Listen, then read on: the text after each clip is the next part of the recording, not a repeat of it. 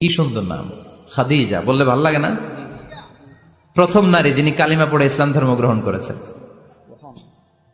আমাদের আম্মা জান, বিশ্বনবীর প্রথম বউ।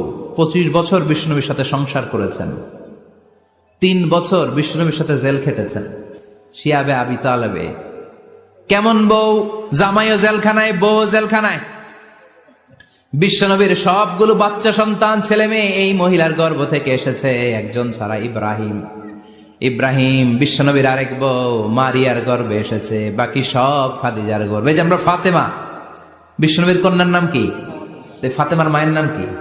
খাদিজা। সুবহানাল্লাহ। ফাতেমা, রোকাইয়া, উম্মে কুলসুম, জায়নাব, এই 4 জনের মাই খাদিজা। আবার আব্দুল্লাহ, কাসেম, এদের মায়ের নামও খাদিজা। বিশ্বনবীর সব সন্তান এসেছে খাদিজার পেট থেকে। বরকত বেশি না কম? বিশ্বনবী ভয় পেলে খাদিজার কাছে গেলে ভয় কেটে যেত, সাহস যোগাতেন, শেল্টার দিতেন, ছাতার মতো মাথার উপরে দাঁড়িয়ে থাকতেন। আল্লাহু আকবার। বিশ্বনবী বলতেন, রুজিক তো হুব্বাহা, খাদিজার ভালোবাসা আমার অন্তরে আল্লাহ রিজিক হিসেবে দিয়েছে। আবার বিশ্বনবী বলতেন, আল্লাহ যেই কিয়ামতের দিন বন্ধু বন্ধুরে চিনবে না, ভাই ভাইরে চিনবে না, কেউ কাউরে চিনবে না, ওই কঠিন দিনে আমি আমার খাদিজারে যেন ভুলে না যাই, আমার খাদিজারে যেন দেখা মাত্রই চিনতে পারি এটা আমার খাদিজা।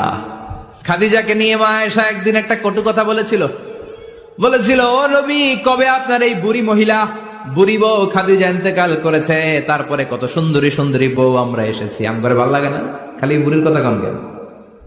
খালি ওই বুড়ির কথা স্মরণ করেন। আমরা আছি, আমাদের দিকে তাকান, আমরা কত সুন্দরী, আমরা কত ভালো।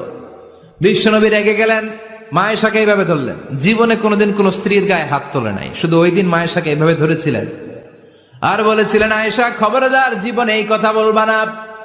আমার খাদিজা আমার বিপদের দিনের সঙ্গিনী, তোমরা আমার সুখের দিনের সঙ্গিনী, তোমরা কেউ আমার সাথে জেল খাটো নাই। খাদিজা আমার সাথে জেল খেটেছে 3 বছর।